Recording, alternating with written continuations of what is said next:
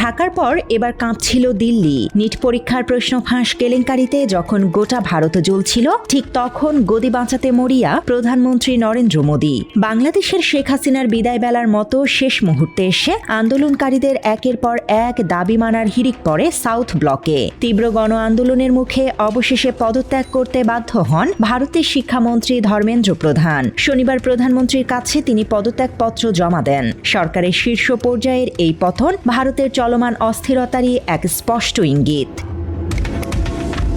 পরিস্থিতি যে কতটা বেগতিক তা প্রমাণ করছে খোদ প্রধানমন্ত্রীর নতুন কৌশল। একের পর এক সামাজিক যোগাযোগ মাধ্যমে তরুণদের উদ্দেশ্যে বার্তা, আবার গভীর রাতে আচমকা সামাজিক যোগাযোগ মাধ্যমে আবির্ভূত হয়ে চিরচেনা মিত্র ডাক ছেড়ে তরুণদের মন গলাতে ফ্রেন্ডস বলে সম্বোধন করছেন মোদী। थैंक यू फ्रेंड्स, कल देर रात आपसे मिलने का मौका मिल गया।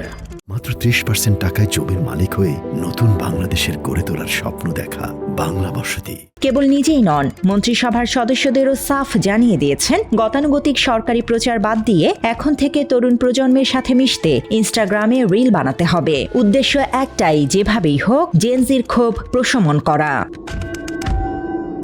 বিক্ষোভের আগুন নেভাতে তড়িঘড়ি করে আইনের খসড়াও অনুমোদন করেছে মন্ত্রিসভা। প্রশ্ন ফাঁসে জড়িত থাকলে জুটবে 10 বছরের কারাদণ্ড আর 10 কোটি টাকার পাহাড় সমজরিমানা। পাশাপাশি ড্যামেজ কন্ট্রোলের অংশ হিসেবে ন্যাশনাল টেস্টিং এজেন্সি বা NTA-র 47 জন কর্তাকে রাতারাতি পদ থেকে সরিয়ে দেয় কেন্দ্র।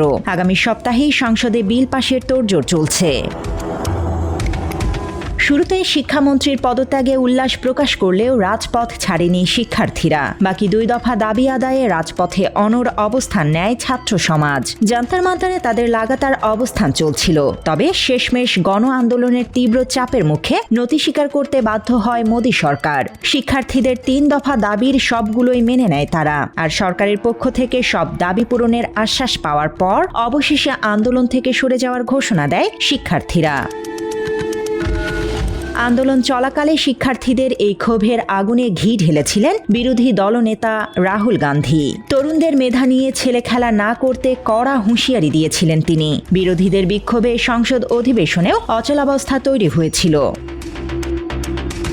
সব মিলিয়ে এক দমবন্ধ করা পরিস্থিতি তৈরি হয়েছিল ভারতে।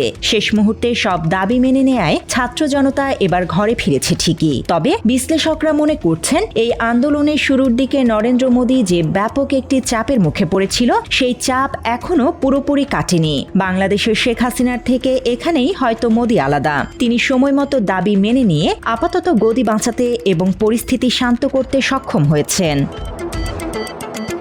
News desk, Bangla addition.